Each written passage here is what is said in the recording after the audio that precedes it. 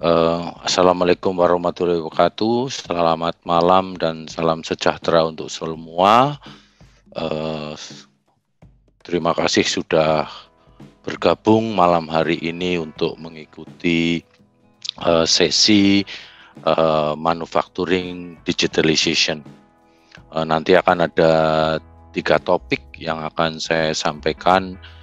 Pertama, dasar-dasar industri manufaktur. Ya, jadi lebih kepada bagaimana proses di dalam pabrik. Nanti yang kedua untuk dasar-dasar supply chain. Ya, mungkin pernah mendengar istilah supply chain, apa itu supply chain. Dan yang ketiga nanti melihat apa saja dari industri manufaktur dan supply chain yang kita bisa lakukan digitalisasi untuk mendukung proses operasional. Yang kedua, saya mau memperkenalkan diri dulu. Nama saya Esra Sucipto, saya base di Surabaya. Mungkin hampir 31 tahun ya, pengalaman kerja, hampir semuanya ya, hampir semua ada di dalam operation. Saya mulai dari sebagai production engineer di PT Propanraya, ini yang memproduksi cat, salah satu produsen cat terbesar di Indonesia untuk cat kayu. Saya pindah ke PT Bayer Indonesia sebagai production dan engineering manager, dan pindah ke PT Givaudan yang memproduksi flavor dan fragrance kurang lebih selama 7 tahun sebagai manufacturing director. Dan saya kembali lagi ke Bayer Indonesia sebagai head product supply, membawai operation atau pabrik dan supply chain. Dan hampir 1,5 tahun saya berada di Vietnam sebagai Bayer Thailand and Vietnam lead. Jadi memimpin 2 operasional pabrik di Thailand dan Vietnam. Dan tahun ini saya sebagai innovation dan strategic deployment lead Bayer Asia Pacific sebagai divisi row crop production. Nah, karena di sini pesertanya bervariasi mungkin dari sisi pendidikan atau latar belakang pekerjaan, maka saya akan mulai dengan memberikan gambaran umum proses manufaktur. Ya, kalau ada istilah industri, ada industri manufaktur, ada industri jasa. Apa itu industri manufaktur? Industri manufaktur adalah proses manufaktur yang mengubah bahan baku ya atau merakit komponen menjadi barang jadi. Jadi kalau merubah bahan baku mungkin seperti ada proses kimia sehingga bahan masuk dan bahan keluar menjadi berbeda, tetapi kalau merakit itu bisa di dalam industri otomotif atau furniture, ada komponen-komponennya dirakit menjadi sepeda motor, mobil, atau menjadi furniture atau tempat tidur, atau lebih istilahnya adalah converting atau merubah saja. Nah, keberhasilan dari proses manufaktur adalah kalau mampu menghasilkan produk dengan biaya yang sesuai dengan kebutuhan atau sasaran sehingga bisa diterima pasar.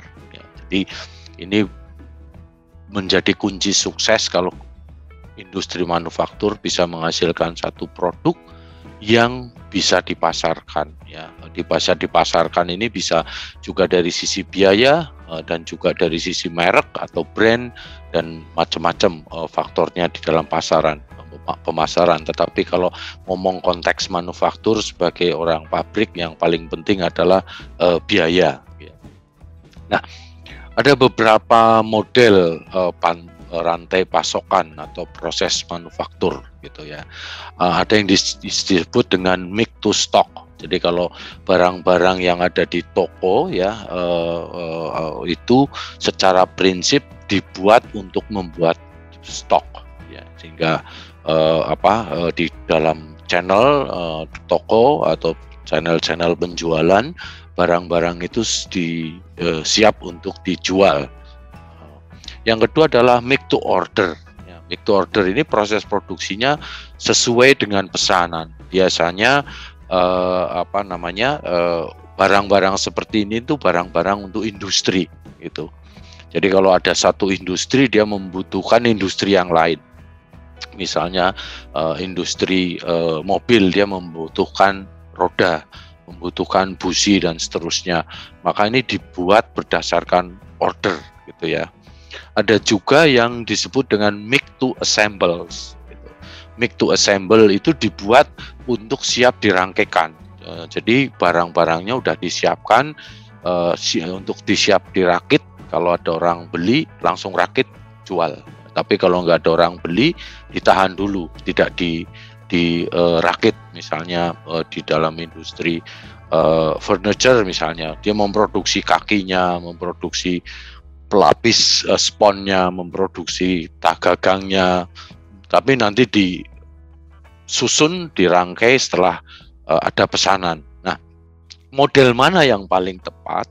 Ini tergantung dari proses produksi dan perhitungan biayanya. Mana yang paling efisien? Ya.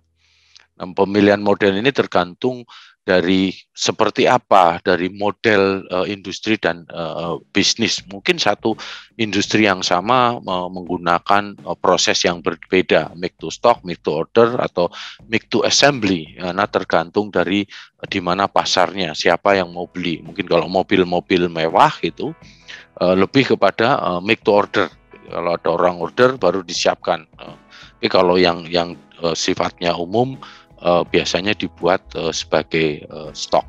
Nah, poin yang ketiga yang mau saya sampaikan di sini, karena industri manufaktur itu sangat tergantung dari biaya, ya, maka ada sedikit saya kasih gambaran bagaimana pembiayaan di dalam industri manufaktur. Ada yang disebut dengan standard cost. Gitu ya. Standard cost itu untuk perhitungan biaya-biaya yang dibuat produknya secara terus-menerus sama. Misalnya produsen untuk consumer good, pasta gigi atau sabun atau rokok atau apapun yang kita beli, misalnya ada di gerai-gerai channel-channel penjualan ya, minimarket atau supermarket, biasanya dibuat secara massal. Ya, karena dibuat secara massal, maka biayanya dihitung secara standard cost. Ya, ini untuk mempermudah perhitungan. Tapi ada juga industri yang berdasarkan aktivitas. Ya, ini khususnya yang make to assembly dan make to order. Gitu. Misalnya pabrik tangki gitu ya, pabrik tangki. Tangkinya bermacam-macam. Kalau kita lihat di jalan ada tangki BBM, itu pun kita lihat bentuknya macam-macam. Atau tangki-tangki untuk pabrik, itu bentuknya juga macam-macam.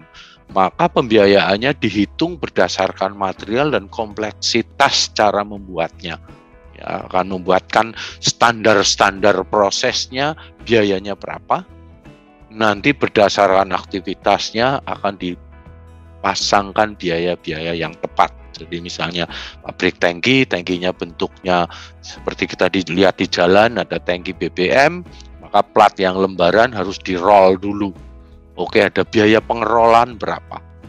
Nanti dilas, biaya pengelasannya berapa? Kalau tangkinya 5.000 liter, tentunya berbeda dengan tangki 10.000 liter. Ada yang minta atasnya rata, ada yang minta atasnya bulat. Maka tidak bisa dibuat standard cost. Gitu. Jadi harus dibuatkan dulu komponen biaya proses, masing-masing proses, nanti dipilih proses mana yang akan dilalui. Oke, sampai di sini ada pertanyaan sebelum saya melanjut lebih detail? Langsung tanya jawab aja ya, Mbak. Ya, baik Pak. Teman-teman, jika ada yang ingin ditanyakan bisa langsung ke kolom chat ya, silahkan.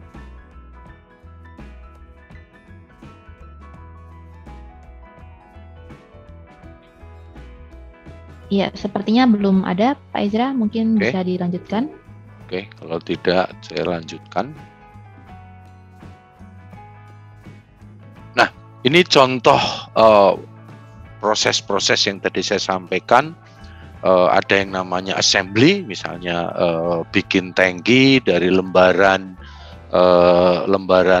pipa, di roll, dilas, bagian atasnya mungkin seperti cekung disebut cone ya, nanti bagian bawahnya mungkin ada kaki gitu, tinggal dibentuk sampai jadi satu tangki gitu ya, yang siap dijual.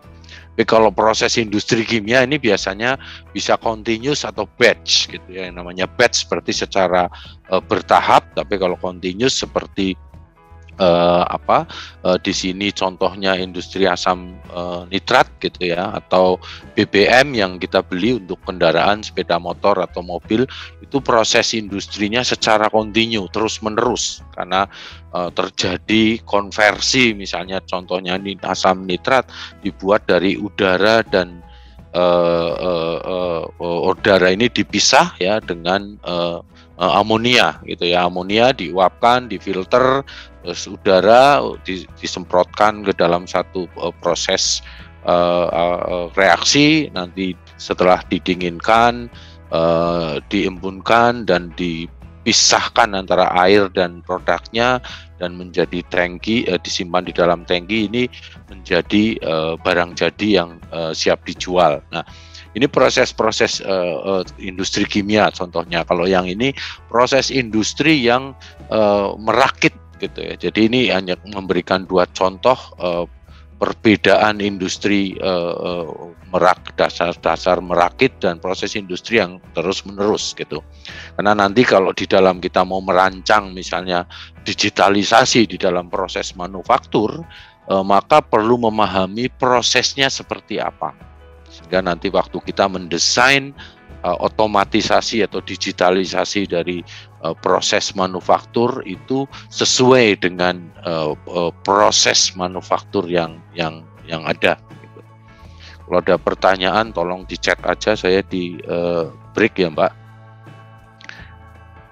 Iya, Pak Ezra. Oke, nah ini kalau proses industri juga bisa dikategorikan dengan dari jenis-jenis dan prosesnya ya. Misalnya proses mesin, bahan kimia, obat, makanan, otomotif, peralatan rumah tangga ya, dengan berdasarkan proses produksinya tadi sampaikan ada perakitan, pemrosesan, converting ini mengubah misalnya pabrik karton itu belinya dari lembaran-lembaran kertas gitu ya, dari lembaran-lembaran kertas dibentuk, disusun, ada beberapa lapis, mungkin 2 lapis, 3 lapis, nanti di printing, dikasih nama, dilaminasi, dikasih lapisan plastik atau lapisan lilin atau bermacam-macam bahan supaya kartonnya tahan air atau disusun tahan dengan kekuatan tertentu, itu disebut converting. Kalau dari tahapan proses ini bisa disebut ada yang namanya batch, berarti kayak orang masak ya, satu olahan itu satu batch, atau terus menerus atau proses yang disebut proses continue atau kombinasi dua-duanya ya. Mungkin ada satu tahapan dilakukan dengan batch, setelah menjadi komponen diteruskan dengan proses continue ya. Dan industri manufaktur ini sangat rumit kalau dilihat dari hulu ke hilir ya. Kalau di dalam ekonomi mungkin disebut dengan domino effect gitu ya. Oke, ada pertanyaan. Mau bertanya kalau contoh manufaktur digital itu seperti apa? Oh baik. Jadi digital manufaktur itu maksudnya adalah di dalam proses-proses industri, prosesnya bisa dilakukan dengan manual, tetapi dengan revolusi industri, nanti ada materi saya yang bicara tentang proses industri, itu dengan dilakukan dengan digitalisasi atau revolusi industri 4.0. Ya, jadi yang disebut digital manufaktur adalah digitalisasi dalam proses manufaktur, itu mungkin secara definisi. Tetapi kalau secara proses adalah memetakan seluruh proses manufaktur secara digital, sehingga bisa dilakukan monitoring, bisa dilakukan evaluasi, bisa dilakukan identifikasi kalau ada masalah dan seterusnya. Itu yang disebut digital manufaktur. Apakah menjawab pertanyaan saya? Mas Doni? sambil nunggu respon lebih lanjut. Ya, jadi di dalam industri manufaktur ini rangkaiannya bisa sangat panjang. Sebagai contoh di sini adalah pabrik pembuatan ban ya. Saya kira kita semua tahu ban, baik ban sepeda motor atau ban mobil atau ban yang lain-lain. Oke, terima kasih Mas Doni. Apakah sama dengan cetak biru, Pak? Oh, oke. Cetak biru itu mungkin yang disebut dengan blueprint ya. Blueprint itu sebenarnya lebih kepada istilah untuk tentang strategi ya. Jadi kalau misalnya orang mau membuat satu produk, maka kita perlu merancang produknya itu ya. Bagaimana produk itu didesain, desainnya seperti apa, harganya berapa, bagaimana prosesnya, dan seterusnya. Itu disebut dengan cetak biru atau blueprint ya, atau rancangan dasar. Memang nanti salah satu dari dalam nanti presentasi saya di belakang akan menjawab pertanyaan blueprint ini seperti apa. Kalau kita mau melakukan digitalisasi, kita harus membuat dulu blueprintnya gitu ya. Sehingga makanya saya awali dengan apa sih dasar-dasar proses manufaktur, sehingga waktu merancang blueprint untuk digitalisasi itu kita paham titik-titik mana yang perlu dimonitor, perlu dicatat, perlu dibuat digital, online atau masukkan ke web dan seterusnya. Oke. Mari saya meneruskan ini bahwa di dalam industri ban ini tercakup banyak sekali. Kalau mulai dari awal ya, ada industri tekstil karena di ban itu perlu serat-serat, ada perkebunan karet, ada pabrik bahan kimia, ada pabrik baja ya. Di dalam industri ini bisa 5 atau 6 tahapan ya. Proses, sehingga kalau salah satu rantai ini terputus, maka proses itu tidak akan berjalan. Oke, Mas Komal nanti saya jelaskan di belakang ya. Nanti akan saya jelaskan untuk digitalisasi itu proses di titik mana ya. Terima kasih pertanyaannya. Ini kalau salah satu dari komponen ini tidak ada, maka ban ini nggak jadi gitu ya. Sehingga banyak industri melakukan hilirisasi. Mungkin sekarang sedang rame pemerintah ngomong nikel, ngomong emas, tembaga, lakukan industri hilirisasi gitu. Sekarang kita menjual hanya di ujung, misalnya raw material. Kenapa kita nggak dilakukan proses di Indonesia supaya mendapatkan nilai tambah gitu ya. Nah, proses ini bisa bertahap.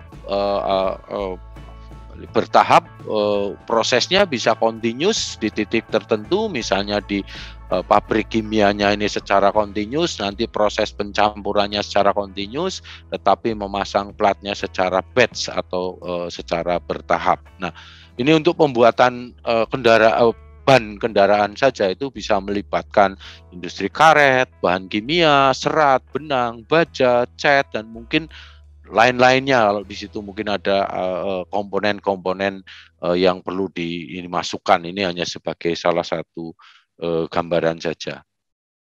Nah, ini tadi sudah ada pertanyaan tentang blueprint gitu ya. Nah, di dalam industri manufaktur ini tahapannya adalah yang pertama merancang satu produk. Ya, ada bagian research, bagian marketing, ada bagian business development, mungkin product management. Karena ini kuncinya adalah untuk produk yang dihasilkan itu harus sesuai dengan produk ataupun strategi dari perusahaan. Kenapa suatu perusahaan memproduksi suatu barang gitu ya? Kalau mau memproduksi, segmen pasarnya di mana gitu ya? Kalau kita tahu misalnya mobil gitu ya, atau jam tangan atau sepatu, itu ada segmen-segmennya gitu. Nah, dari mana itu penentukan? Itu berdasarkan dari riset, dari sisi research development, melihat marketing atau bisnis strategi apa yang kira-kira di pasar itu memungkinkan dijual. Nah, untuk menentukan itu kita tentukan strateginya juga, termasuk memproduksi sendiri, apakah kontrak produksi atau kombinasi kedua-duanya gitu ya. Ini dilakukan oleh bagian pembelian produksi, bagian kualitas, bagian engineering, maintenance, dengan kuncinya adalah bagaimana menghasilkan produk yang tepat dan bersaing dari sisi harga gitu ya. Jadi kalau udah punya produk, harus diproduksi, produknya kayak apa, segmennya, pasarannya, dan seterusnya. Yang kedua, bagaimana cara membuatnya. Kalau sudah ada barangnya, nah inilah yang poin nomor 3, menentukan model rantai pasokan. Apakah mau lewat penjualan langsung, lewat distributor, menentukan jumlah dan lokasi gudang, ya ini bagian material management, sales, logistik, dan seterusnya gitu ya.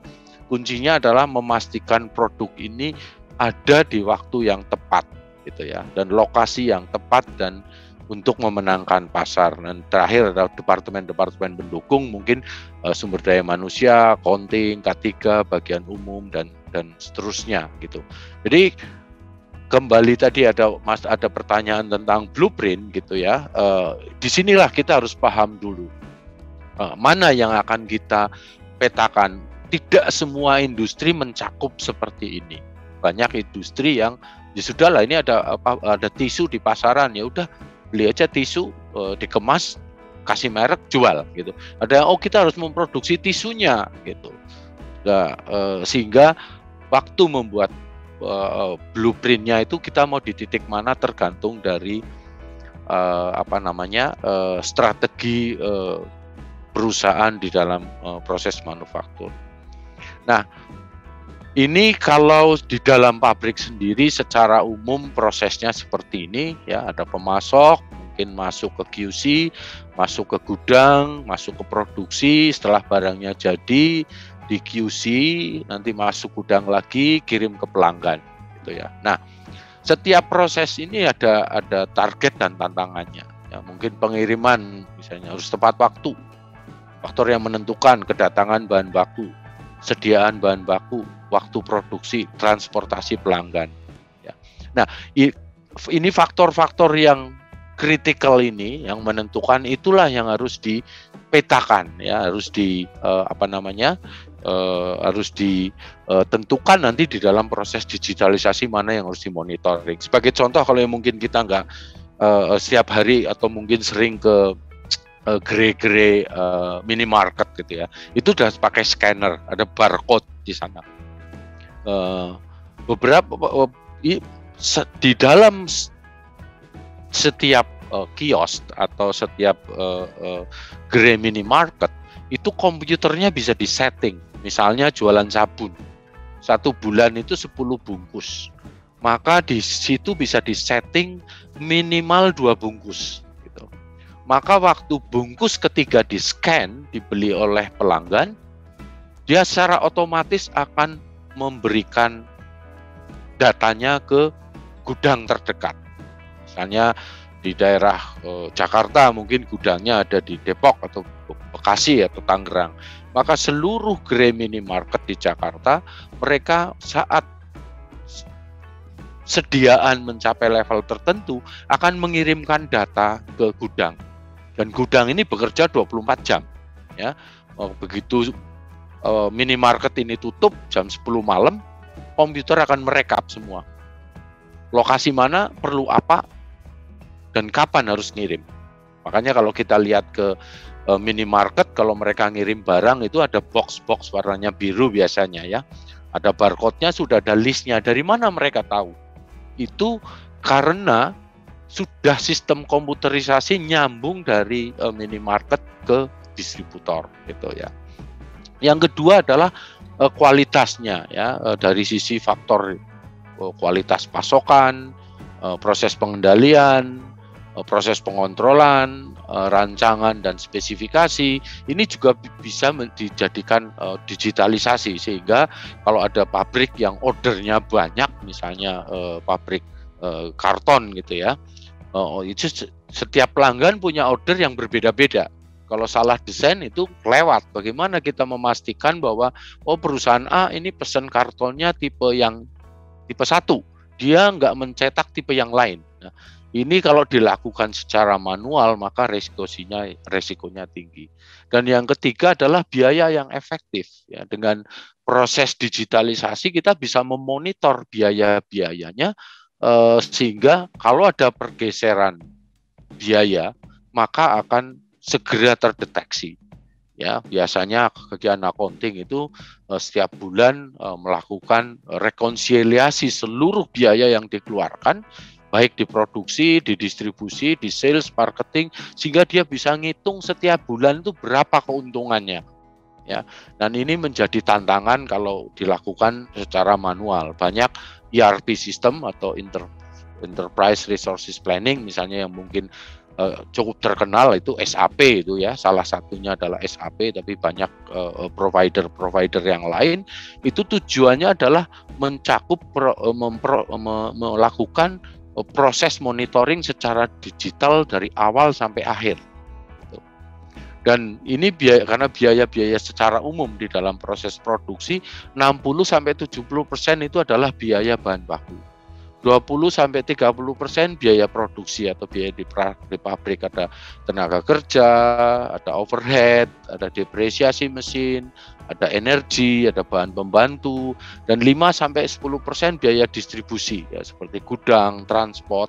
Ini hanya rumus umum. Mungkin setiap produk akan berbeda gitu ya. Kalau produk yang premium misalnya perhiasan emas gitu ya, tentunya bisa saja biaya produksinya lebih tinggi gitu ya, atau yang produksi yang sistemnya massal gitu ya, mungkin ongkos produksinya yang tinggi dan seterusnya. Nah, biaya nomor 1 dan 2 itu disebut dengan harga pokok produksi atau cost of good manufacture. Kalau biaya 1, 2, 3 itu disebut dengan biaya pokok penjualan atau cost of goods sold gitu ya. Jadi waktu kita ngomong digitalisasi nanti, apa sih sebenarnya tujuan digitalisasi? Pertama adalah memastikan barang ini diproduksi tepat waktu, tepat kualitas dengan biaya yang ditargetkan.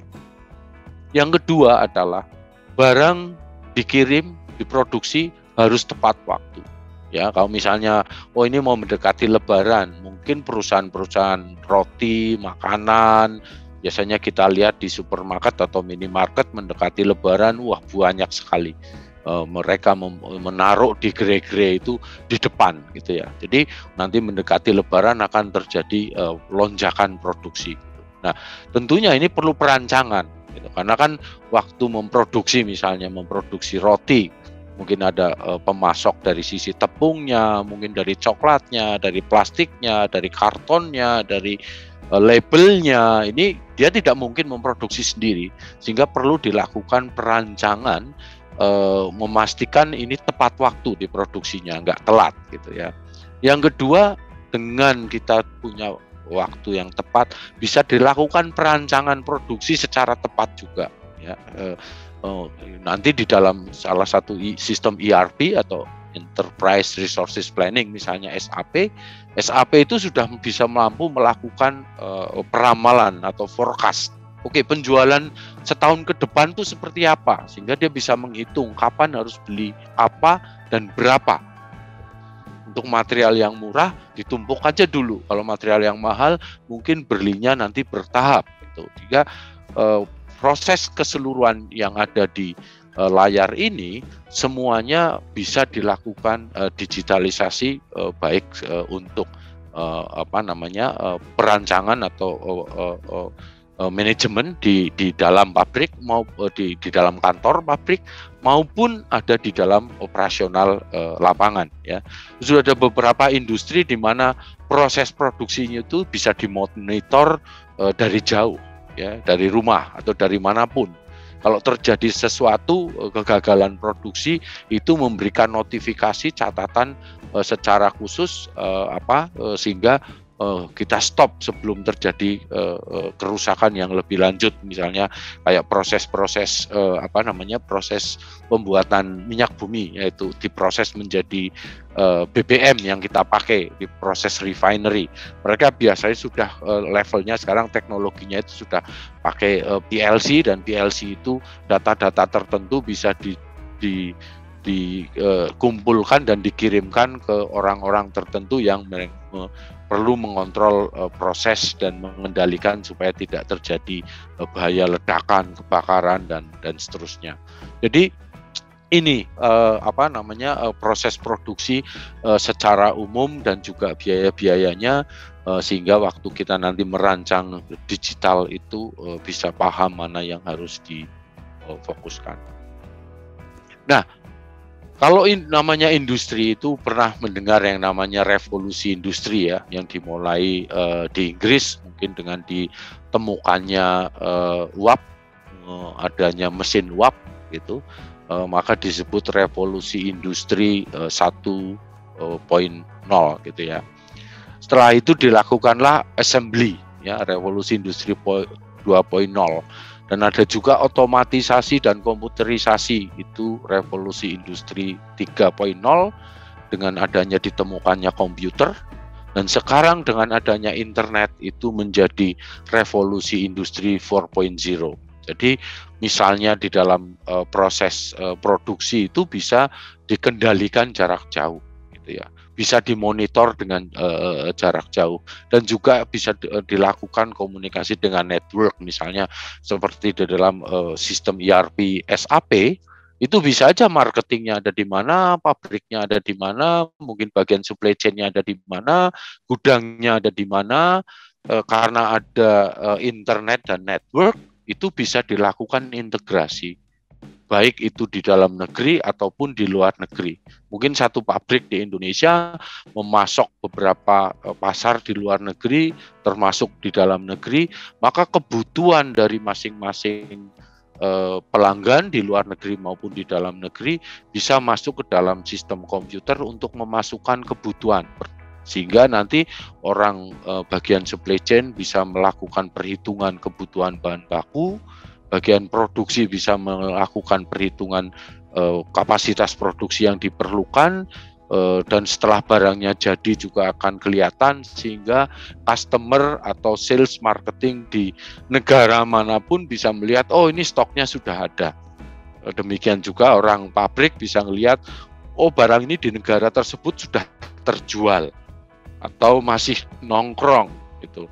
Apalagi kalau industri obat, ya, industri obat ada peraturan pemerintah untuk mewajibkan semua obat nanti dilakukan barcoding dengan QR code gitu ya, sehingga untuk bisa melacak obat itu ada di mana, dengan tujuan untuk menghindari pemalsuan dan juga untuk mengendalikan barangnya kalau kedaluarsa. Jadi seperti industri obat, kalau barang mendekati kedaluarsa itu harus ditarik, karena tidak boleh menjual barang yang kedaluarsa. Mungkin kalau barang-barang kayak sabun, sampo, atau cat, ya kedaluarsa ya masih bisa dipakai tapi tidak membahayakan secara keselamatan misalnya. Tapi kalau obat yang dikonsumsi oleh manusia, maka itu sebelum expired harus ditarik.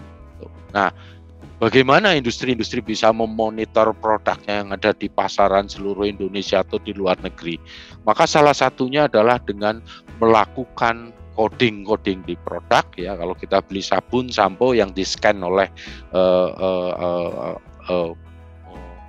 minimarket itu pakai barcode ya, tapi dengan teknologi sekarang ada QR code yang bisa memberikan informasi lebih lanjut.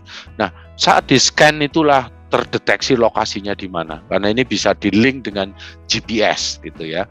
Salah satunya untuk mengendalikan kontrol distribusi, misalnya barang ini harusnya dijual ke Sumatera, waktu di-scan, loh kok di-scan-nya di Kalimantan, padahal itu untuk alokasi di Sumatera.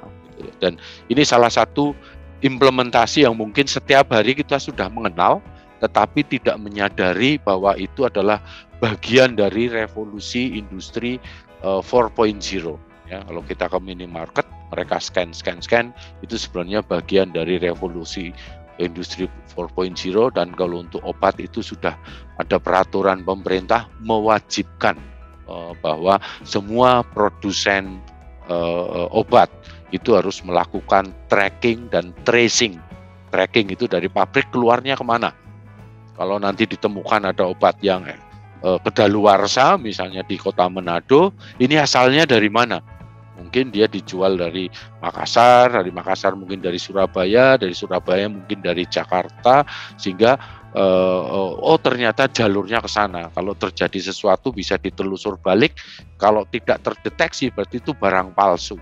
Karena kalau obat dipalsukan sangat berbahaya untuk kesehatan manusia. Sampai di sini ada yang komen, karena ini udah mulai masuk sedikit tentang digitalisasi. Ada bertanya? Iya, ini ada pertanyaan dari Kak Akmal. Otomasi manufaktur apakah sama dengan digitalisasi, Pak? Otomasi itu adalah bagian dari digitalisasi. Ya. Kalau ini di revolusi industri 3.0 itu ada automation dan computer, ya. Dan digitalisasi itu, automation ini bisa dihubungkan dengan digitalisasi. Contohnya, misalnya ada beberapa proses produksi yang mudah menggunakan PLC, ya. PLC itu programmable logic control. Proses-proses yang berbahaya atau resiko tinggi atau sangat mahal gitu ya, misalnya pabrik susu, kalau kita beli susu di situ dicantumkan vitamin. Vitamin itu sangat mahal harganya, maka di pabrik susu itu proses dosingnya vitamin biasanya dilakukan dengan otomatis, karena ukurannya sangat kecil dan barangnya sangat mahal. Nah, kalau ini dihubungkan dengan sistem komputer yang bisa dimonitor atau dimasukkan ke dalam ERP sistem, maka itu sudah bagian dari digitalisasi. Oke, ini ada pertanyaan. Dalam membuat aplikasi atau situs biasanya ada dokumen berupa BRD atau UML. Apa itu termasuk cetak biru atau masuk planning? Apa ya istilah BRD dan UML ini? Maksudnya user requirement?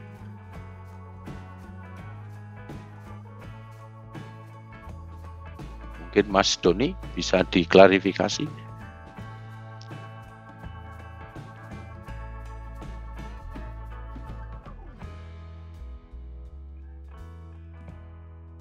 Iya, mungkin yang dimaksud Kak Doni adalah desain sistem atau desain arsitektur sistemnya seperti itu, Pak. Oh, oke. Ya, kalau desain arsitektur mungkin ini istilah ya. Biasanya waktu kita merancang sesuatu ada yang namanya URS atau User Requirement Specification gitu ya. Sebagai orang IT kalau mau merancang sesuatu, tentunya tergantung dari permintaannya apa. Misalnya contoh aja lah, membuat sistem warehouse management system, ya. Orang IT akan diminta untuk membuat warehouse management system. Nah, tentunya pertama apa yang mau dikontrol di gudang, apa yang penting di dalam gudang. Apakah mau FIFO, first in first out, atau FIFO, first expired first out, raknya ada berapa, layoutnya seperti apa, ya. Nah, ini adalah melakukan desain proses dulu. Oh, ini ada barang yang fast moving, yang tiap hari ada pengiriman. Ada barang yang ngirimnya mungkin sebulan sekali. Ada barang yang kadang sebulan sekali, ada yang 2 bulan sekali, kadang-kadang tiap bulan. Nah, maka proses yang mau dirancang ini, si perancang sistem harus meminta user requirement specification. Kalau enggak, nanti waktu buat planning akan bolak-balik. Disiapin, oh enggak Pak, tambahin ini, itu. Sehingga rancang biru itu dibuat setelah user requirement specification-nya itu jelas. Saya maunya apa? Nanti yang mau diukur apa misalnya? Oh, saya mau diukur setiap barang ini berapa lama sih di dalam gudang, karena ada beberapa perusahaan logistik gitu ya. Mereka itu tidak punya produk, tapi dia perusahaan logistik, DHL dan segala macam lah salah satu contohnya. Itu perusahaan logistik, dia nggak punya produk, dia hanya bisnisnya adalah logistik, nyimpen barang, ngirim barang, terima barang, mungkin ada mecah-mecah barang, datang satu palet, dipecah dari 2 atau 3 dan seterusnya. Nah, apa yang mau diukur di gudang itu? Tentunya kalau perusahaan logistik yang mau diukur barang ini berapa lama nongkrong di sini, karena dia akan melakukan charge penyimpanan. Gitu. Tapi kalau gudang di pabrik biasanya nggak penting-penting amat, karena yang mungkin mau dikontrol ini memastikan harus yang datang pertama keluar pertama. Ini ada barang pengembalian ke customer harus ditaruh di mana, jangan tercampur. Ada yang bocor, pecah, bagaimana mengukurnya, bagaimana mencatatnya, gitu. Jadi user requirement specification, si user maunya apa, ini jelas dulu. Ya, maka hari ini saya sharing tentang bagaimana proses manufaktur supaya kalau mau merancang digitalisasi kita paham betul. Kalau tidak, ya saya pernah dengar ada seorang teman membuat proyek digitalisasi dan otomatisasi nggak selesai-selesai karena usernya, Pak tambahin ini, Pak tambahin itu, nggak selesai-selesai, sehingga waktu membuat rancangan cetak biru ya itu sudah clear. Jadi kalau di dalam SAP mereka sebelum membuat aplikasi SAP itu mereka melakukan scoping. Maunya apa sih gitu, karena mungkin setiap industri berbeda-beda bagaimana cara mengontrol produksinya, bagaimana mengontrol stoknya, bagaimana mengontrol pergerakannya gitu, dan menggolongkan masing-masing materialnya berbeda. Maka si SAP waktu datang ke perusahaan itu berlama-lama menggali apa maunya pelanggan yang disebut scoping. Begitu setuju, oke, ini formatnya ya, yang mau proses ini, itu dikunci, mereka akan merancang aplikasi. Sehingga begitu itu udah dikunci, kalau mau ngerubah lagi, ya bayar lagi dong. Kan mungkin harus ngerubah program yang ada gitu. Jadi kira-kira seperti itu sih penjelasannya, karena saya tidak paham terminologi ini. Apakah menjawab, Mas Doni?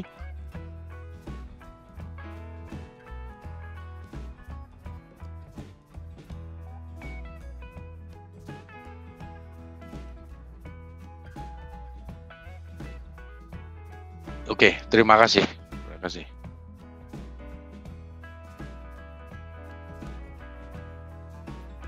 Ops, kok nggak jalan ini slide saya. Oke.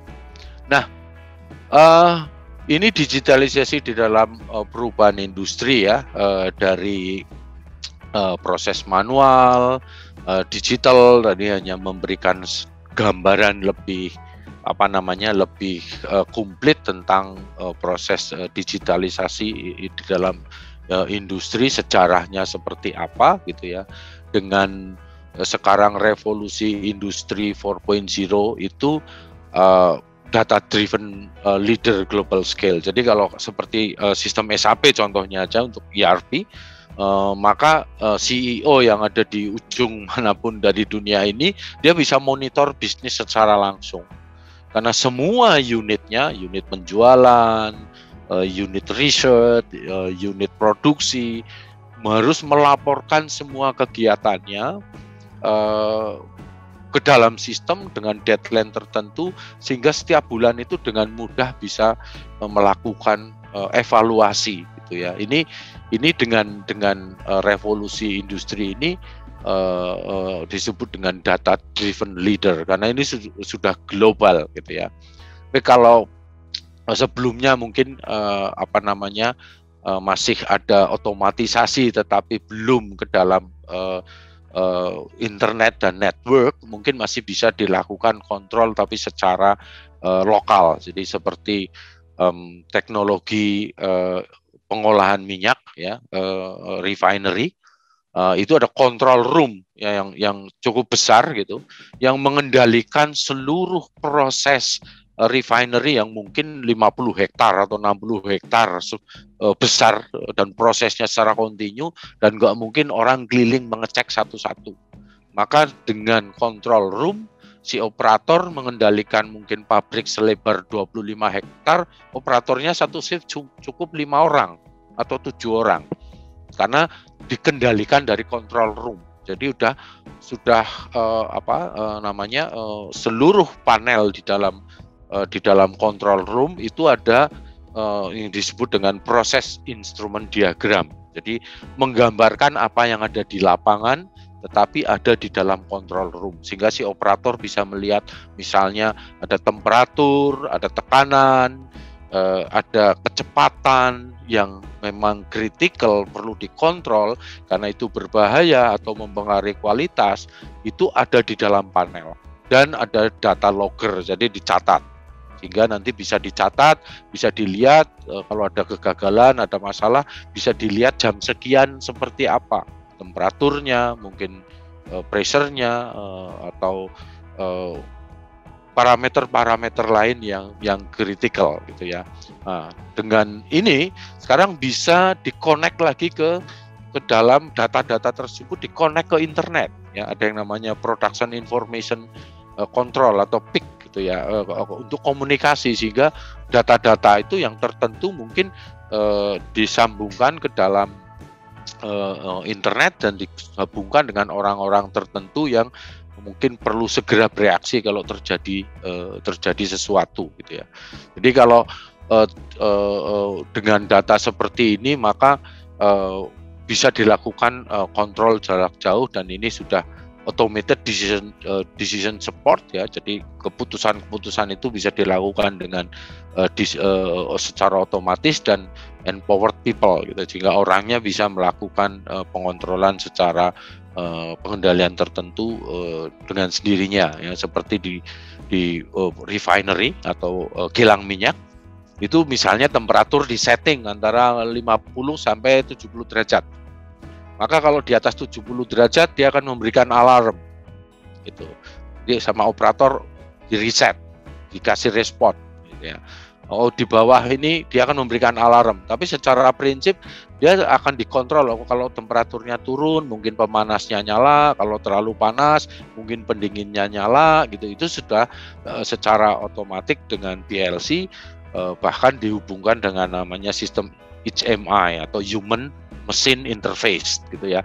Kalau memang perlu orang melakukan intervensi supaya jangan kebablasan, itu antara mesin dan orang itu dihubungkan dengan panel yang namanya HMI atau panel kontrol untuk mengendalikan prosesnya.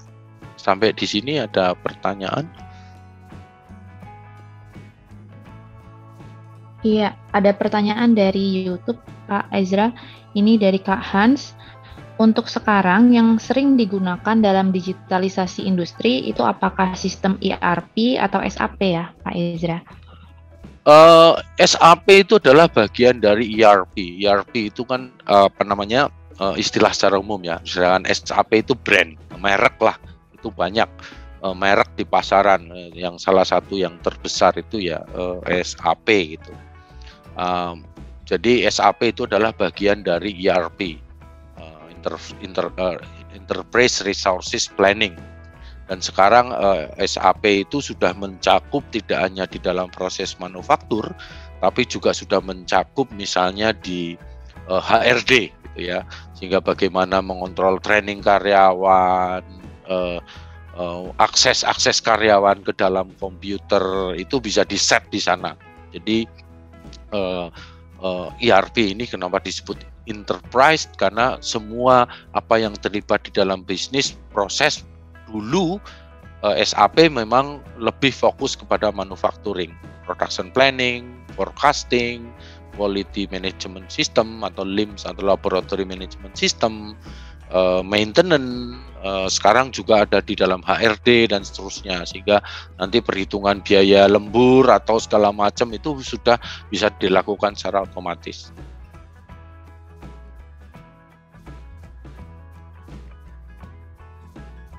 Iya, baik. Mungkin bisa dilanjut, Pak Ezra, silakan. Oke, baik. Materi berikutnya ini semoga tidak terlalu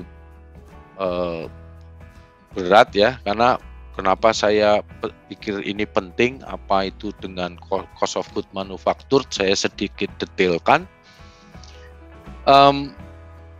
Karena kalau kita mau melakukan digitalisasi seperti ERP system atau SAP, apa sih kelebihan SAP atau ERP system yang lain?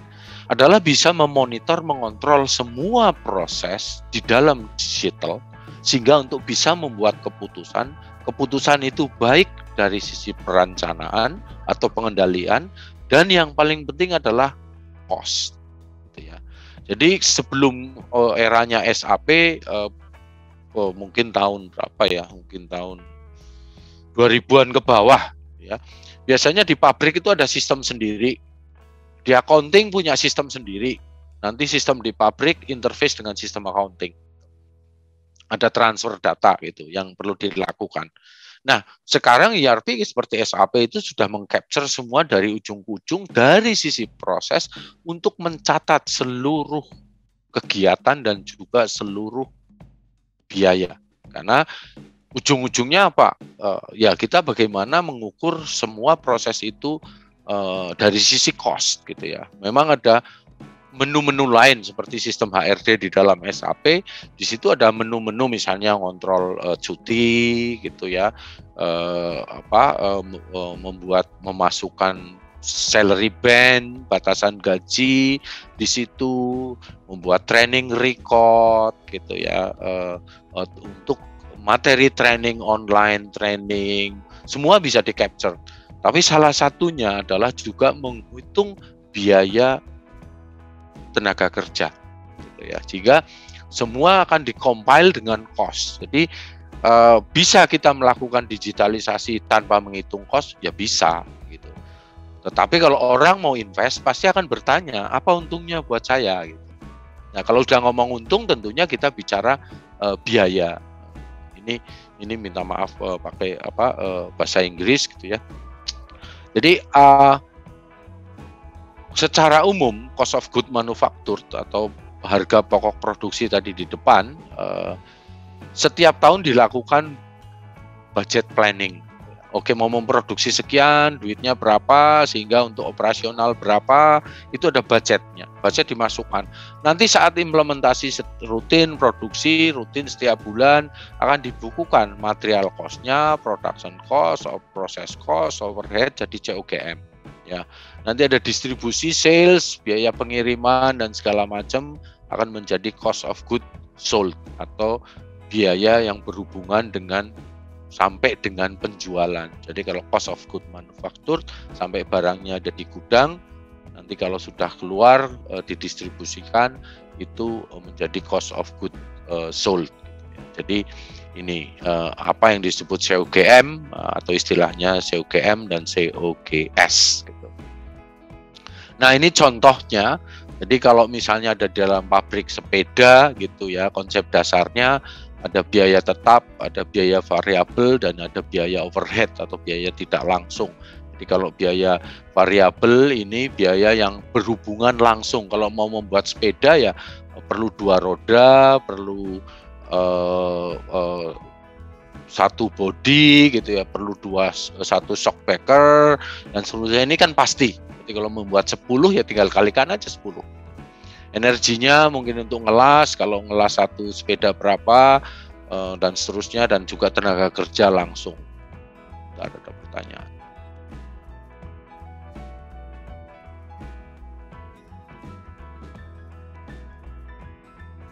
Inisiatif digital industri manufaktur sangat banyak, Pak. Digunakan bisnis teknologinya juga sangat banyak. ERP, MES, LOT, AI, ML, dan lain-lain. Nah, indikator apa yang dapat digunakan oleh user atau penyedia untuk memprioritaskan solusi digital dan apa yang harus diimplementasikan? Oke, baik. Ini pertanyaan yang bagus ya, karena berhubungan dengan slide yang saya sedang sampaikan. Kalau mau menanyakan, kita mau menawarkan atau kita diminta untuk membuat digitalisasi dalam proses, kita akan tanya balik, apa tujuan dari membuat digitalisasi? Ya, mungkin kalau di dalam customer service misalnya ya, ada yang namanya CRM, Customer Service Relation Management. Ya, tujuannya adalah memastikan bahwa permintaan pelanggan itu dicatat dengan baik. Ya, itu contoh digitalisasi. Nah, apakah ini proses yang penting atau oke, saya mau bikin dulu deh tentang maintenance management system, computerized maintenance management system. Mana yang akan saya lakukan dulu? Jadi balik lagi, mana yang paling menentukan dari sisi biaya di dalam perusahaan tersebut? Apa sih the main driver dari bisnis tersebut?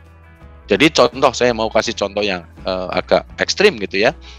Kalau industri consumer product, key performance indicator atau tolok ukur salah satu mereka yang paling penting adalah product availability on the channel. Jadi kalau kita ke Grey Minimarket, saya mau beli sampo merek A, nggak ada samponya. Padahal di rumah habis, ya nggak apa-apa lah merek B. Yang penting ini sama-sama anti ketombe gitu. Maka ini jadi sangat penting buat si industri ini. Dia dengan begitu mudahnya kehilangan pelanggan, karena orang itu dengan mudahnya mengalihkan tujuan pembelian. Jadi ada data riset sekian tahun yang lalu, mungkin saya nggak update dengan belakangan, bahwa orang pergi belanja ke supermarket itu 60-80% itu nggak punya konsep yang mau dibeli apa. Oh ya, saya mau beli sabun, mau beli sampo, mau beli pasta gigi. Tapi merek itu dia bisa ditentukan on the spot. Orang mau beli sepatu juga sama. Saya pokoknya mau beli sepatu olahraga. Yang harganya berapa, modelnya apa. 80-90% ditentukan itu on the spot setelah di toko. Sehingga keberadaan produk itu di toko menjadi sangat kritikal. Maka kalau kita mau menawarkan digitalisasi apa yang penting, saya ngomong digitalisasi untuk sistem distribusi dan monitoring. Tetapi sisi lain misalnya perusahaan perhiasan emas gitu ya, itu biaya produksinya mungkin 2% karena emasnya sangat mahal. Maka yang harus dikontrol itu bagaimana ini emas sak tetes, sak cuil hilang pun harus bisa dimonitor. Seperti dari pabrik susu tadi adalah vitamin itu sangat mahal. Maka kalau di pabrik susu, kalau ya kehilangan 5 liter, 10 liter susu nggak apa-apa lah karena biayanya kecil. Tapi begitu dia kehilangan 1 liter atau 1 kilo vitamin, itu harganya sangat mahal. Maka di dalam teknologi kita tawarkan, oke, inilah yang harus dilakukan digitalisasi atau otomatisasi. Sehingga kembali ke pertanyaan ini, saya kira ini pertanyaan bagus. Teknologi mana yang ditawarkan? Balik lagi, apa yang mau dikendalikan? Yang betul-betul impact-nya ke bisnis. Makanya saya bagikan di sini tentang cost of goods sold, cost of goods manufaktur, dan segala macam, supaya kita tahu bahwa ini loh yang cost-nya. Sehingga kalau misalnya pabrik susu tadi, yang paling mahal vitamin, itu ya, terus dia minta sistem customer relationship management, mungkin ya oke, tapi nggak pas gitu. Kecuali susunya susu yang sangat khusus, yang perlu pesan dulu baru dibuatkan, tapi saya kira nggak ada sih ya. Jadi ini contoh-contoh studi kasus mana sistem yang akan dipakai, yang akan ditawarkan. Apakah menjawab pertanyaan di chat? Dari siapa nih? Mas Wan Rasak? Oke, baik Mas Wan. Terima kasih.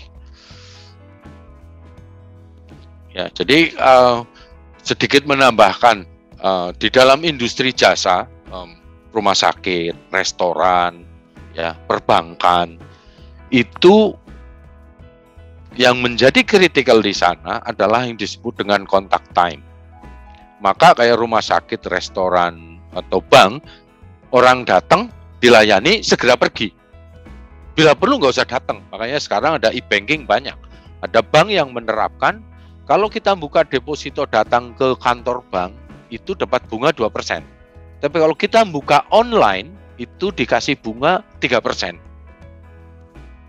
Karena dengan membuka online, si bank itu nggak perlu pegawai, nggak perlu kantor, nggak perlu apapun, sehingga itu mengurangi biaya mereka daripada mereka setiap jalan besar dibikinin cabang misalnya. Ya, belum kertasnya, nanti nyetak sertifikat deposito dan seterusnya. Juga seperti di rumah sakit. Kalau di rumah sakit orang nongkrong terlalu lama, sebenarnya secara produktivitas, efisiensi, itu nggak efisien. Bila perlu, pasiennya datang, ketemu dokternya, dapat obat, pulang.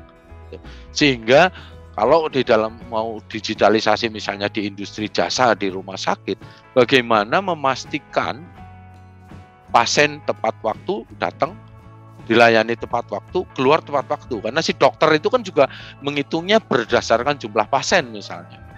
Makin banyak yang dia layani, dia secara ekonomis tentunya lebih menguntungkan gitu. Jadi sedikit menambahkan tadi pertanyaan tadi, di mana titik digitalisasi adalah di titik di mana paling berpengaruh terhadap bisnis.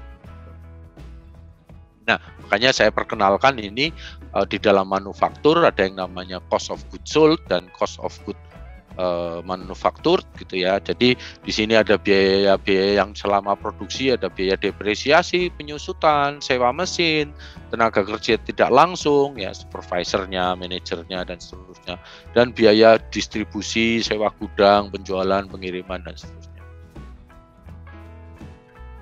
Ya, ini ada pertanyaan dari Mas Yohanes, apakah pemanfaatan teknologi robotika dan mekatronika termasuk digitalisasi manufaktur? Saya katakan ya pada level tertentu. Artinya tadi saya sampaikan ada revolusi industri 1, 2, 3, 4, mungkin dia di level 3. Kalau dia belum dihubungkan dengan network atau internet. Tapi kalau seperti mekatronika itu misalnya contoh yang ada di dalam pabrik itu dengan PLC gitu ya. Dengan PLC, programmable logic control, dia mengatur buka tutupnya kran, mengatur pendingin dan pemanas gitu ya. Di situ ada penggerak-penggerak tertentu yang bagian dari mekatronika. Mekatronika kan mekanik, elektronik dan programming kan, tiga-tiganya jadi satu gitu. Ya, saya katakan ya, tapi mungkin di level tadi level 3 ya istilahnya ya. Jawab Mas Yohanes.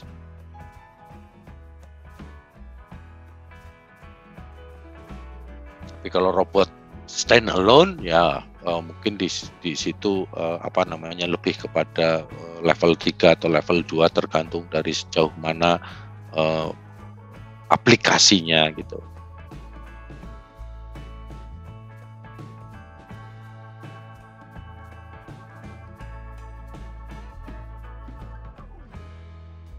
Oke, ini sesi pertama saya untuk basic manufacturing.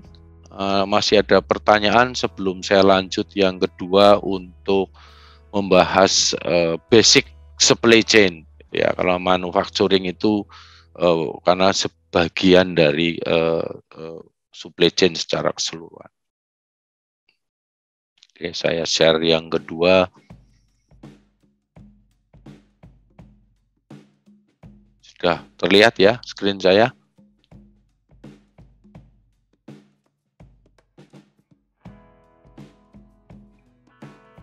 Ya, terlihat Pak. Oke, baik. Mengapa supply chain management itu penting? Ya, supply chain ini dari kata-katanya itu supply berarti pasokan, chain itu rantai gitu ya, rantai pasokan. Kenapa supply chain management itu penting? Ya, di dalam suatu perusahaan atau bisnis ada bermacam-macam orang di dalam, ada bagian penjualan, bagian marketing gitu ya, ada bagian keuangan, ada bagian produksi atau inventory planning dan segala macam. Ini bisa angkanya berbeda-beda, ya. Kalau orang marketing biasanya, wah ini akan segera meledak, ini produk ini menjanjikan, gitu. Itu orang penjualan nggak yakin, ini kompetitor lagi gencar-gencarnya promosi juga, gitu. Bagian keuangan, enggak, ini harus jual sekian, ini target kami untuk memastikan penjualan mencapai ini. Bagian produksi atau bagian inventory, wah kita nggak punya material nih, punya materialnya cuma 150 gitu. Maka ini perlu satu konsensus, ya, konsensus sehingga angka berapa yang diambil. Maka ini supply chain ini penting untuk memastikan tersedianya barang atau produk untuk menyeimbangkan kesiapan produk jadi dan pasokan material beserta proses produksinya. Gitu. Karena di dalam industri kalau stoknya kosong ya rugi, nggak bisa jualan, mungkin kompetitor masuk. Tapi kalau stok kebanyakan rugi juga, karena itu kita punya barang tapi nggak terjual, gitu. Yang disebut dengan istilahnya capital binding, gitu ya. Kita punya uang tapi dalam bentuk barang, ya. Makanya kalau minimarket atau supermarket bisa barangnya murah karena kita sebagai pembeli datang langsung bayar cash, entah pakai debit, kredit atau cash. Mungkin kalau kredit card atau debit card sekaligus bayar, kalau kredit card mungkin 2 minggu, banknya baru bayar. Dia bayar ke suppliernya mungkin 3 bulan. Maka dia punya uang di depan. Nah, itu salah satunya sehingga dia bisa turunin harga karena dia punya uang di depan yang belum dibayarkan ke pemasoknya, dia bisa putarkan dulu untuk usaha yang lain sehingga dia bisa lebih murah. Karena dia bisa gunakan uang itu untuk bisnis yang lain. Nah, ini di dalam supply chain ini ada 3 pilar untuk optimisasi, ya. Yang pertama pilarnya adalah kita menyangkut production cost, gitu ya. Mestinya harusnya cost-nya ya semurah mungkin, gitu. Yang kedua adalah customer orientation, ya, barangnya sebagus mungkin dan tersedia setiap saat. Yang ketiga adalah value management, inventory-nya pas, gitu. Nah, ini nggak ada bisnis yang bisa persis seperti ini. Jadi ada guyonan kalau mau bisnis, kalau mau laku, bikinlah barang sebagus-bagusnya, harga semurah-murahnya, distribusi seluas-luasnya. Ya ujungnya bangkrutlah secepat-cepatnya. Karena di dalam bisnis setiap tahapan itu adalah biaya, gitu ya. Sehingga kita perlu cari titik yang optimumnya itu di mana. Nah, disinilah kuncinya supply chain bermanfaat, ya. Karena di dalam supply chain itu akan memetakan aliran produk dan layanan beserta prosesnya untuk mengubah bahan baku dan barang jadi yang melibatkan sisi penyediaan produk yang akan dijual dengan keunggulan kompetitif dalam pasar. Jadi barangnya harus ada. Ini tugas dari atau manfaat dengan adanya proses supply chain management, ya. Jadi kira-kira seperti itu, gitu. Kalau stoknya kebanyakan, ya selain kita punya duit tapi dalam bentuk barang, juga mungkin akan makan tempat dan seterusnya. Maka ini perlu pengendalian itu secara proses pengadaan. Nah, cakupan dari supply chain itu mulai dari strategi dan perencanaan pelaksanaannya. Ya, apakah kita akan membuat evaluasi setiap 3 bulan, apakah setiap bulan, apakah ada tahunan. Biasanya di dalam perencanaan atau forecasting, ya, atau perencanaan penjualan ada yang tahunan, 3 tahunan, nanti dipecah jadi 3 bulanan, jadi 6 bulanan, jadi sebulanan. Karena itu disebut dengan rolling forecast atau perencanaan secara bergulir terus-menerus, gitu. Yang kedua adalah bagaimana membuat perencanaan bahan bakunya. mau beli kapan, berapa, terutama kalau obat dan makanan nanti kedaluarsa, sudah beli bahan baku nggak bisa dipakai, ya itu juga penting, sehingga kita perlu menentukan sumber bahan bakunya dan proses pembelian bahan bakunya seperti apa gitu. Yang ketiga adalah proses produksi barang jadi. Kalau bahan bakunya satu, tapi bisa jadi bahan jadi yang bermacam-macam, maka dia akan diproses pada waktu yang diperlukan. Karena kalau sudah terlanjur bikin A, ya nggak bisa bikin B gitu ya. Misalnya kayu buat meja dan kursi. Kalau sudah terlanjur bikin meja, pesanannya kursi, ya kayunya jadi terbuang, tanda kutip, percuma dalam saat itu, karena jadi meja nggak terjual, orang mintanya kursi, kayunya udah jadi meja. Nah, maka proses produksinya itu perlu ditentukan untuk menentukan sediaan barang jadinya, dan juga proses distribusinya. Itu supply chain itu mencakup sampai ke proses distribusi. Nah, targetnya apa, atau key performance indicators lah ya, kalau kita merancang satu ERP atau sistem untuk supply chain, targetnya apa? Pengiriman tepat waktu, harga kompetitif, kualitas yang sesuai, dan tingkat pelayanan. 1 hari selesai, 2 hari selesai, atau seminggu, atau seperti apa, sehingga mungkin perlu penggolongan produk. Misalnya ada perusahaan memproduksi banyak produk, tetapi produknya itu bermacam-macam. Misalnya pabrik vitamin, ada yang isinya 1, ada yang isinya 10, ada yang isinya 20 per kemasan misalnya. Nah, yang mau diproduksi yang mana nih? Gitu. Oke, kalau yang isinya 1 itu tiap hari ada beli, ya udah produksi aja tiap hari, stok tiap hari. Yang isinya lebih banyak mungkin belinya lebih jarang, maka ordernya diatur secara produksi materialnya dan segala macam diatur dengan tingkat tertentu gitu. Nah, ini targetnya di dalam supply chain management ya. Nah, ini sudah menyangkut kalau kita tentang IT ya, atau digital manufacturing di dalam supply chain. Yang atas ini adalah aliran fisik atau aliran barang. Tadi sudah disebut tentang ERP. Kedatangan material, proses produksi, barang jadi, distribusi ke pelanggan ya. Itu aliran material. Ya. Ada juga aliran informasi ya.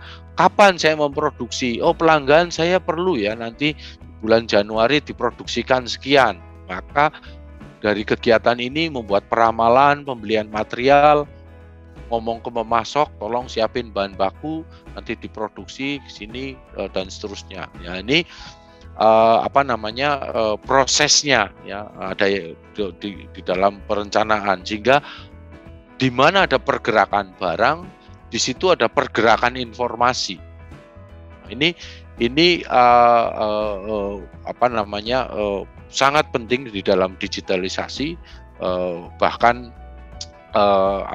pergerakan pesawat pun kita bisa download aplikasi flight path dan segala macam. Kita bisa tahu pesawat ini take off jam berapa, landing jam berapa dan seterusnya. Itu sudah menjadi milik publik, orang bisa mendownload, bisa mengecek dan seterusnya. Nah, di dalam supply chain ini, dalam industri manufaktur ya, maka pergerakan barang harus diikuti dengan pergerakan informasi. Di mana pergerakan informasi diukur dari mana? Dari digital. Ya, baik digital secara interface dengan orang, misalnya di input ini materialnya datang di input oleh orang gudang ke dalam ERP system, atau dia sudah otomatis terscan gitu ya. Jadi sebagai contoh, ada satu industri yang menggunakan banyak sekali bahan kimia yang disimpan di dalam tangki-tangki, yang jumlah tangkinya itu puluhan. Dia waktu order material ke supplier sudah nggak pakai orang lagi. Di tangki dipasangi level indikator, kita setting misalnya tangki 100.000 liter, minimum harus 20.000 liter. Saat indikator itu mencapai 20.000 liter, maka si level indikator memberikan informasi ke dalam sistem komputer di kantor. Sistem komputer di kantor langsung ngirim order ke supplier, sehingga supplier tahu, oh saya harus ngirim bahan kimia tipe A. Dia akan jalan ke pabrik, sampai pabrik dia akan di-scan karena dia udah punya barcode, dia udah tahu, oh harus ke tangki nomor sekian.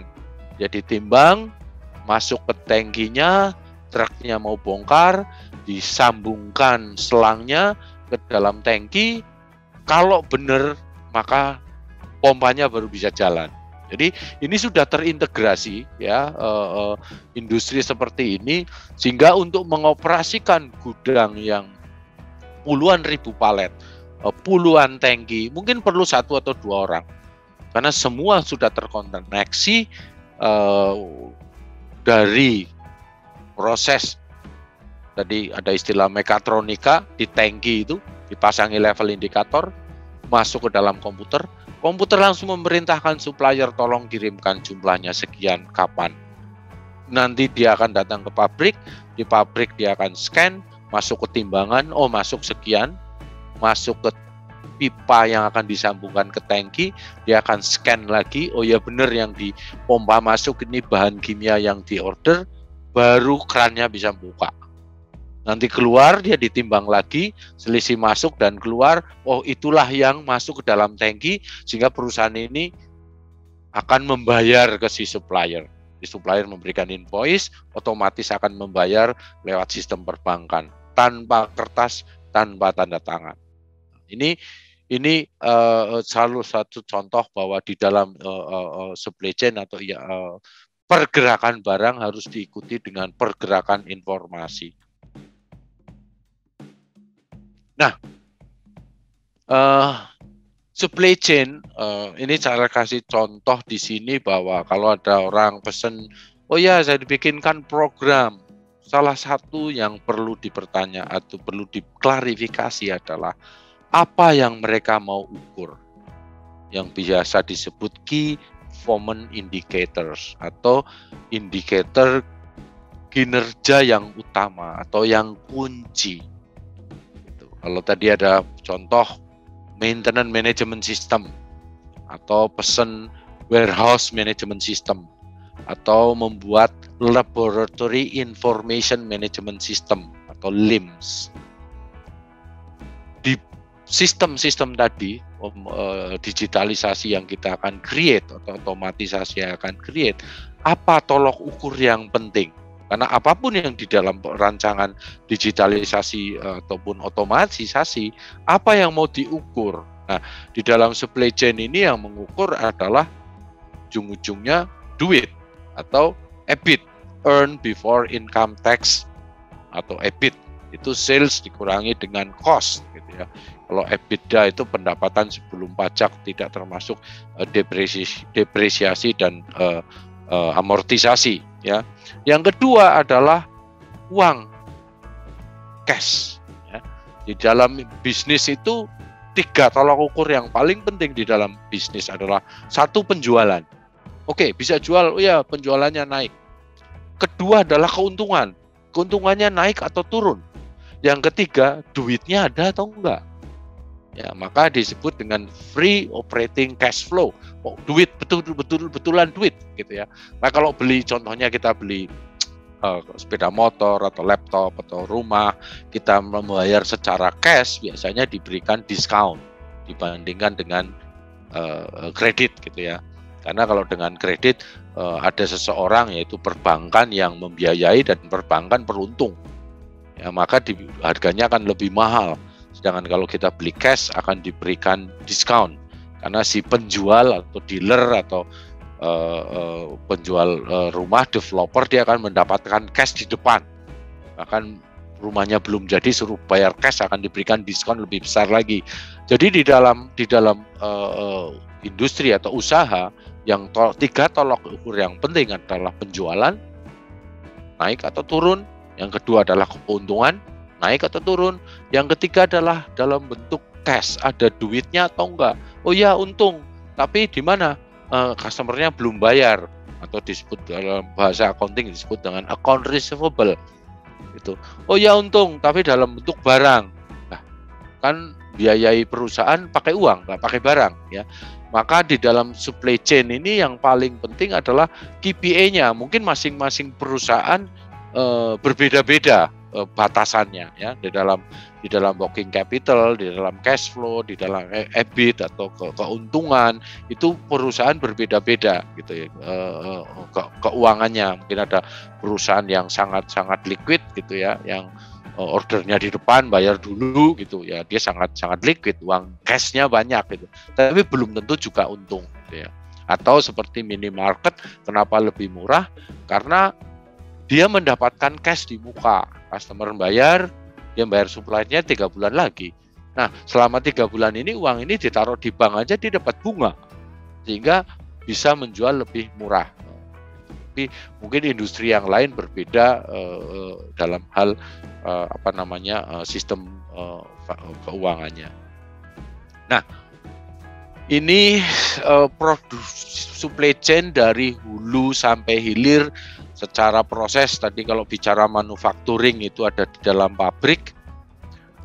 Kalau supply chain ini sudah menyangkut di depan dan di belakang. Oh, ini ada pertanyaan. Oh, isi form ya. Nah,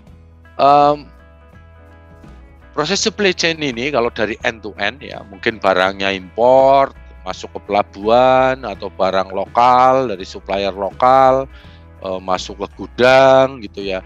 Ini di dalam port pun sekarang sudah pakai digitalisasi yang namanya EDI atau Electronic Data Interchange gitu ya. Sehingga orang nggak perlu ke pelabuhan lagi untuk ngeluarin barang. Ya, mungkin sekian puluh tahun lalu orang masih ke pelabuhan gotong-gotong dokumen untuk ngeluarin barang. Sekarang itu sudah dilakukan secara elektronik. Tinggal bayar pajaknya, bayar biaya segala macam ke bea cukai itu bisa secara elektronik. Ini masuk gudang, masuk ke pabrik, masuk ke gudang lagi, nanti apakah barangnya diekspor atau untuk lokal distributor, ini proses distribusi. Nah, tadi ada pertanyaan, ERP atau sistem apa yang ditawarkan? Nah, di dalam supply chain ini atau manufaktur secara keseluruhan ada yang disebut dengan 7 limbah. Ya, 7 limbah artinya 7 hal yang harus dihindari atau diminimalkan. Yang pertama adalah sediaan yang berlebihan. Yang kedua adalah waktu tunggu. Yang ketiga adalah barang tidak sesuai spesifikasi atau reject. Yang ketiga adalah kelebihan produksi. Yang kelima adalah gerakan.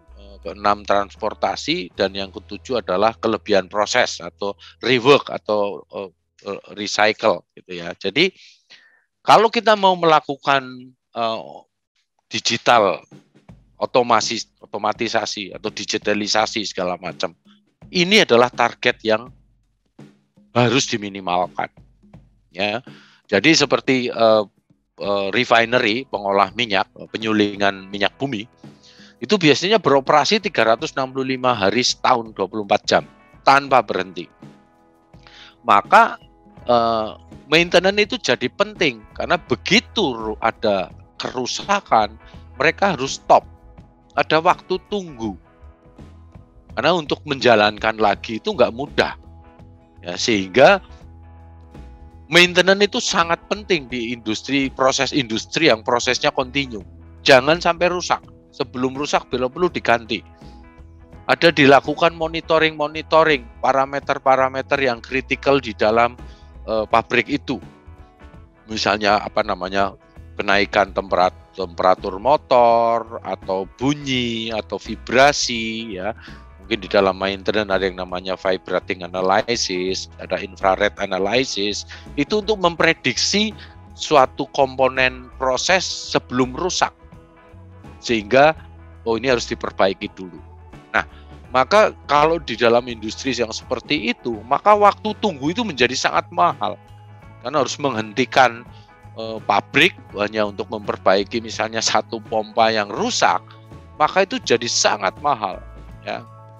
Jadi salah satu dari tujuan kita melakukan digitalisasi atau otomatisasi adalah meminimalkan atau menghilangkan 7 limbah. Ya, mungkin kalau bahasa Inggrisnya itu 7 waste, atau bahasa Jepangnya kalau perusahaan-perusahaan di Jepang disebut muda. Ya, limbah, sesuatu yang tidak diperlukan, ya, sesuatu yang menjadikan biayanya mahal. Nah, maka ini salah satu area yang bisa dilakukan otomatisasi dan digitalisasi. Jadi tergantung dari jenis atau industrinya, gitu ya. Atau transportasi, gitu, terlalu banyak gerakan sehingga kalau salah satu mengapa di Cina itu industri produknya sangat murah atau cukup murah selain ada support dari pemerintah, di industri di Cina itu dilakukan klaster. Jadi ada satu kota yang klaster khusus perusahaan elektronik, bikin setrika, bikin kipas angin, bikin apa semua barang elektronik, mesin cuci misalnya. Nah, di kawasan industri itu, kalau misalnya pabrik setrika, di situ ada pabrik kabelnya, ada pabrik colokannya, ada pabrik mungkin plastiknya di lokasi industri yang sama, sehingga distribusinya itu sangat murah, sangat efektif. Tadi kalau lihat dari awal tadi, distribusi itu bisa 5-10% dari biaya. Maka kalau seluruh pabrik ngumpul jadi satu, seperti tadi contoh pabrik ban, ngumpul jadi satu, maka barang itu akan jadi murah. Jadi transportasi ini juga menjadi penting karena setiap pergerakan itu adalah biaya. Jadi ini tujuan dari supply chain mengoptimalkan adalah menghilangkan atau meminimalkan 7 limbah. Ini pertanyaan Wan Rasak, kalau gaji UMR ketinggian masuk yang mana? Kalau UMR atau gaji lah, jangan ngomong UMR. Gaji itu dibagi dua di dalam sistem accounting perusahaan.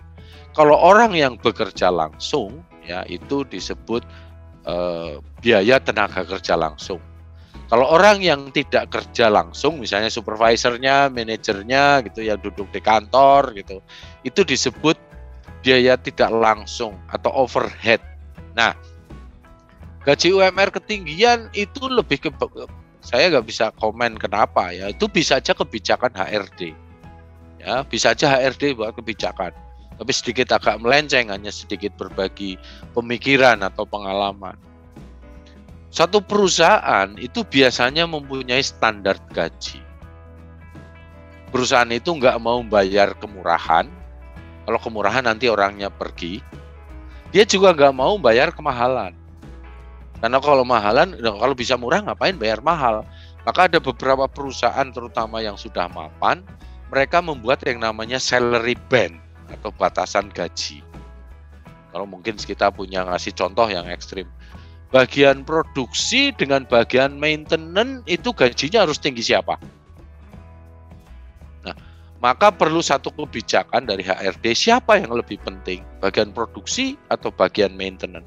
Mungkin kalau perusahaan perhiasan emas, bagian produksi lebih penting, karena kalau dia melakukan kegagalan, wah, emasnya harganya sangat mahal. Tapi mungkin bagian industri tadi penghilangan minyak, bagian engineering atau maintenance itu penting, karena kalau sampai mesinnya berhenti itu sangat mahal. Sedangkan bagian produksi kan semuanya udah otomatisasi, dia tinggal memonitor, melihat, mengecek, gitu. Sehingga perusahaan perlu membuat kebijakan tentang penggajian. Jadi kalau UMR ketinggian, ya nggak ada istilah UMR ketinggian sih. Terserah perusahaan. Perusahaan di Surabaya UMR-nya tinggi, dia bisa pindah industrinya ke Trenggalek yang UMR-nya murah misalnya. Kalau itu industri yang padat karya. Ya, tapi kalau industri yang padat teknologi, UMR itu ya perlu diperhatikan tapi nggak penting, karena sangat mahal untuk membangun satu industri yang teknologinya tinggi. Ya, jadi misalnya perusahaan-perusahaan misalnya kilang minyak itu bahkan di kota terpencil dibikinin perumahan, dikasih bis, diberi sekolahan, diberi klinik, sangat mahal tentunya. Tapi karena penting gitu. Tapi kalau perusahaan-perusahaan yang lebih kepada padat tenaga kerja, ya UMR naik 100.000 aja sensitif buat mereka. Wah, UMR Surabaya ketinggian, UMR Jakarta ketinggian, pindah aja ke Brebes, pindah aja ke Trenggalek yang UMR-nya masih rendah. Dan dia untuk memindahkan itu gampang. Jadi itu sih komentar saya, karena ini nggak bisa kita mengatakan itu ketinggian atau kerendahan, karena itu tergantung kebijakan perusahaan. Semoga menjawab, Ban Rasak.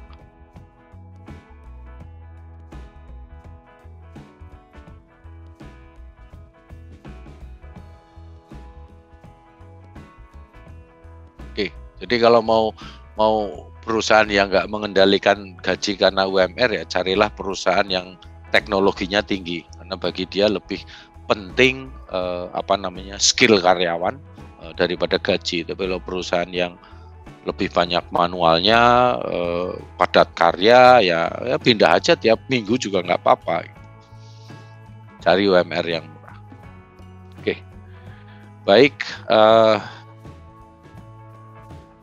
Nah, ini saya tambahkan supply chain dalam perspektif perencanaan. Sampai jam berapa ini, Mbak? Jamnya, Mbak? Ya, mungkin bisa sampai 9.20, Pak. Oke, berapa menit lagi ya? 17 menit ya, Pak ya. Oke, 17 menit. Oke, kalau gitu saya cepatkan saja. Ini supply chain management dalam perspektif perencanaan. Tadi sedikit sudah saya singgung tentang bagaimana mengendalikan permintaan dan penyediaan ya antara supplier, distributor, dan memastikan ini secara seimbang. Ini saya cepat aja. Nah, ini yang mungkin jadi inti yang mau kita sampaikan malam hari ini. Kenapa tadi saya bicara dulu tentang supply chain, bicara dulu tentang manufaktur, karena yang di kuning-kuning inilah yang kemungkinan atau sistem digitalisasi dan otomasi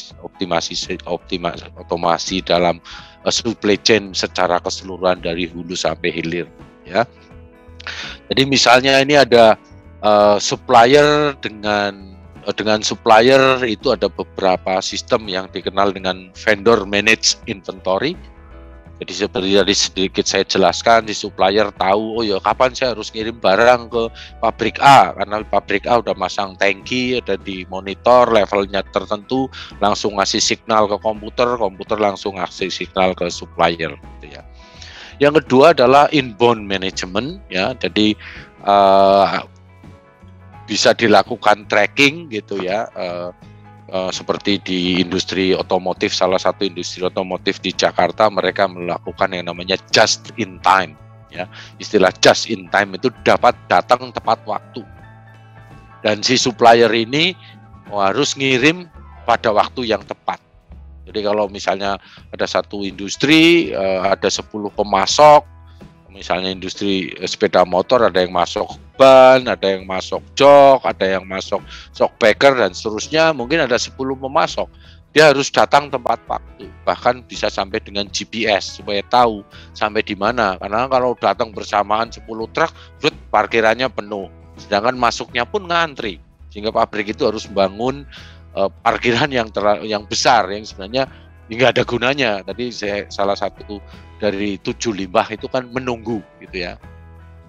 Yang berikutnya adalah vendor selection dan evaluation, ya, bisa juga mengakses supplier atau pemasok dengan data-data apa sih kriterianya, sehingga bisa dilakukan secara digital atau online ya. Kalau di dalam proses produksinya sendiri ada key performance indicator, apa yang mau dicatat di dalam setiap proses, ada maintenance management system, ada laboratory information management system, ada overall equipment efficiency. Kalau perusahaan sudah menggunakan ISO, bisa ISO management system. Kalau ada perusahaan food yang mungkin perlu halal sertifikat, perlu halal management system, itu juga bisa dilakukan digitalisasi atau otomatisasi, gitu ya. Ada material dan production planning, ada lean manufacturing, untuk ide-ide dicatat, gitu. Ada risk and opportunity assessment, ada PLC dan HMI. Jadi sedikit saya singgung tentang programmable logic control dan human machine interface. Ada warehouse management system, ada performance management system. Jadi ada contohnya performance management, ada satu industri yang gaji karyawannya itu berdasarkan jumlah yang dikerjakan misalnya ya. Maka bisa dicatat secara digital karena berapa yang dia kerjakan, ada yang istilahnya apa sih borongan gitu ya. Nah, setelah barang ke customer juga bisa dengan beberapa digital import duty drawback. Di Indonesia kalau kita import material kita bayar pajak import. Tapi kalau kita ekspor, pajak import itu akan diberikan kepada perusahaan. Tapi kalau lebih dari 60% untuk ekspor itu ada di dalam kawasan berikat. Jadi kalau di Jakarta mungkin di daerah Cakung atau di daerah Cikarang ada tulisan kawasan berikat ya, atau industri kawasan berikat, itu barangnya mayoritas untuk ekspor ya, sehingga tidak perlu bayar pajak import.